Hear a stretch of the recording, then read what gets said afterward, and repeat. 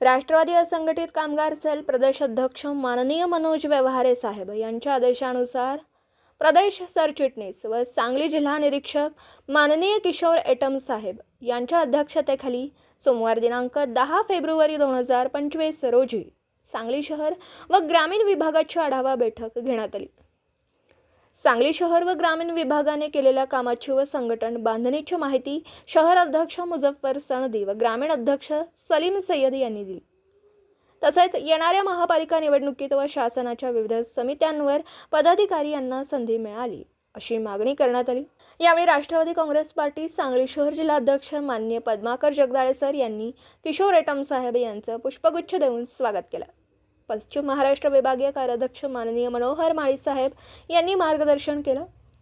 यावेळी असंघटित सांगली शहर जिल्हा कार्याध्यक्ष सुहास बेलकर, उपाध्यक्ष सर्वश्री विनोद मोरे साहेब आणि सोहेल शेख, सचिव नितीन माने, सरचिटणीस मतीन बागवान, अनिल जोनोनीकर साहेब, आरिफ गवंडी, सांगली शहर अध्यक्ष ओमकार अडीत, मीरा शहर अध्यक्ष अनिल मोहिते साहेब, युवक जिल्हाध्यक्ष आकाश माने साहेब, युवक सरचिटणीस शुभम पाटील, अल्पसंख्याक जिल्हा कार्याध्यक्ष तौहीद शेख साहेब, कार्यालयीन सचिव महेश साळुंखे आदी उपस्थित होते।